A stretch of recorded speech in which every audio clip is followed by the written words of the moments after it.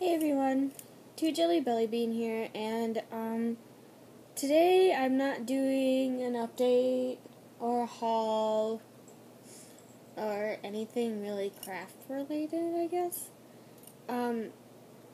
Today I'm gonna tell you guys my cancer story. If you guys don't want to watch this, I don't really care if you watch it or not. I mean, I'd like you to. You guys are probably all like, oh, I've heard so many cancer stories. I don't want to watch it, or I don't want to hear about it anymore. I just want to say to give it a chance because, every cancer story is different in every way. None of them are ever the same. I know you guys have probably heard them over and over and over and over.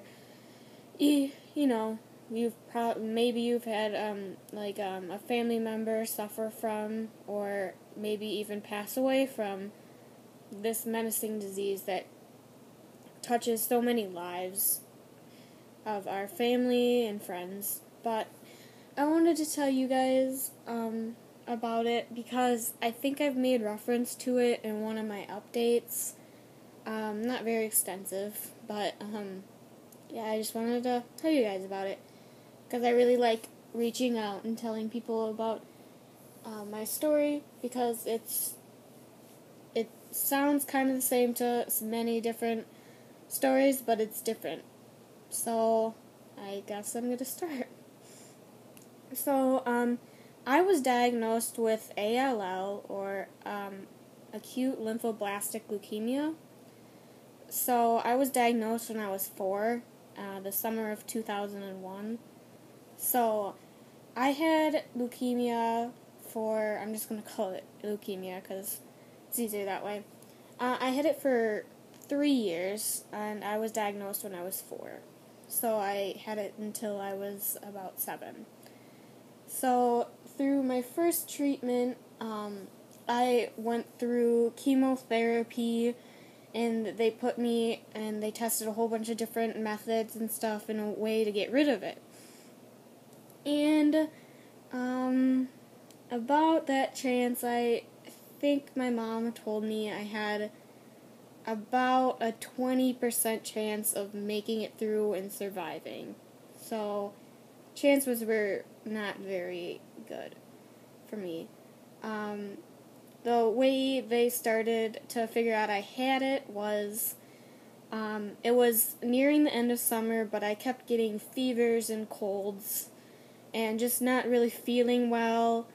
So they decided to check me out, and my lymph nodes, which are little things, they're like up by your neck and they're underneath your armpits. They swell up when you're sick, so they would stay swelled up. And they tested one of them, and it tested positive for leukemia. So that's when it all began. Such a long journey to go through, especially when you're very young. So like I said, went through lots of chemotherapy and testing different ways of getting rid of this disease, of seeing how it could possibly go away. So I believe I was like 5, maybe 5.5, when they told me that I was clear, that the leukemia had passed from my body. It was no longer in my system. It was no longer actively in my system. So I was in remission, and they told me that that they would keep a close eye on my blood, because leukemia is a blood cancer. Sorry, I didn't mention that. But it's a blood cancer, so they would keep track of my white blood cells, cell count, and my red blood cell count and stuff like that. And I think it was just like a couple months later, they had found some suspicious cells in my blood, and they told me that I had relapsed with leukemia. So around 5.5, close to 6 years old, I had relapsed again with the same cancer I had when I was 4. So I went back to the hospital. By the way, I was treated at UW Children's Hospital, which is such a great hospital. They make you feel like family. They're super nice. I don't remember having a bad experience there, except for the stuff that I had to go through, needles and shots and whatnot, but to help. But other than the nurses and the doctors, they just make you feel so good, and they reassure you that everything's going to be okay.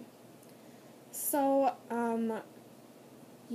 so I did that, and we went back, and I went through more extensive chemotherapy, more of it. I lost my hair again. I lost my hair twice from the chemo. And more extensive chemo, and I went through, radiation, which targets, I went through cranial and whole and full body radiation, kind of stuttering a lot. But, so I went through cranial and full body, and radiation is when they use, that's like it's kind of like an X-ray machine, but it, shoots something like, I don't know, it's just like radiation into spots on your body to kill cells there. And so I went through half a year or to a year of treatment of that. It's just kind of going through an X-ray machine. It just feels like going through an X-ray machine. Constant CAT scans and MRIs. And then they decided to give me a bone marrow transplant, which, because my bone marrow was producing the cancer cells and was not producing healthy cells. So they did that, and my parents and my brother did not match positive for my bone marrow. Or for a genetic match for my bone marrow. So I got a bone marrow donor, and I'm so thankful for her. She saved my life, and she lives in Pennsylvania. So I got that when I was in the hospital, and then I went through isolation, which is, if you can't tell by the name, it's where you can't go outside, and where you can't, basically leave your house. Because I was at my house for part of it, and part of it I was at the hospital, so you can't leave your room or your house because of your new immune system getting used to it and stuff. So you don't want to get a flu or anything, because that could change how your body adapts to the new bone marrow. So I was in isolation for, I think, half a year. So I must have been 5, actually, when I relapsed, probably. So isolation for half a year, and half of it was in the hospital. Half of it was at home. So I was really active when I was little. I did a lot of sports and stuff. So I couldn't do those. I was pretty much, on a rainy day, you're stuck inside. Pretty much imagine that for, half a year. And if I had to go from my house to the hospital, I had to wear a mask, so I didn't breathe in bacteria and viruses.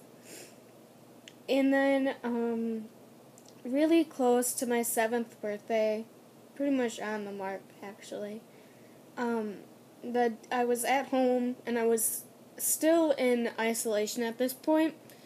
But my doctors called me, and they were blowing party balloons, horns and stuff into the phone. And they told me that I was in remission, so I could finally do everything I wanted to do again. Sorry, I'm crying. I was so excited, and the minute I got that call, I ran outside and started swinging on my swing set, because that was my favorite thing to do. And my dad started yelling at me because I was outside and I didn't have my mask on and stuff. And I just ran over to him, and I told him that I was in remission and that I was gonna be okay. So Sorry, I'm crying. And my voice sounds really funny, but I just really wanted to tell you guys that because cancer changes so many people's lives drastically. If you survive, it changes you drastically, and if you don't, even more. I made like 5 friends in the hospital, and not one of them survived. I was the only one. Only one out of like 4 or 5 friends that I made in the hospital that had cancer. I'm the only one that survived. So now, when I look at life, I try not to be disrespectful, and I try to live life like it's my last. Like, I know a lot of people say that, but you don't really get the point of that saying until you experience something that almost takes your life and your family away from you. That was the hardest time of my life, and it was especially hard because I have a brother, and he's 17, so he's 2 years older than I am, and I didn't ever get to see him. I got to see him on the weekends, maybe, and it was so sad when I couldn't see him. I know some of you guys might have siblings, and you probably have siblings, and if you guys fight, I know it's kind of like a maturity thing that you have to grow up and get over it and don't fight as much, but you really have to appreciate it and think about it, like, why am I fighting? Why am I fighting with him or her? I'm so lucky to have them, because life is such an amazing thing, you guys, and you don't really know it until something happens to you. I want to ask you this question right now. What would you do if your sibling died tomorrow? What would you do? And don't tell me, oh, I would be okay, because I know for a fact you wouldn't. And I'm not trying to be mean, but I just wanted to make this video to tell you guys about my story, because it's touched a lot of people in my life, and my school, and my town. So I really wanted to tell you guys this, and I just want you to think about that question. What would happen? What would you do if one of your family members or yourself was struck with this disease? What would you do? And I hope that your answer is hope, and I hope that your answer is pray, and I hope that you guys are saying I wouldn't give up, because that's exactly what me and my family didn't do. We did not give up. And that's the only reason that I have been cancer-free for 8 years. And that I'm still alive. And I really hope you guys watch this video and then take this as a lesson in life. And you guys now think about how much life means to you and how much you really love it.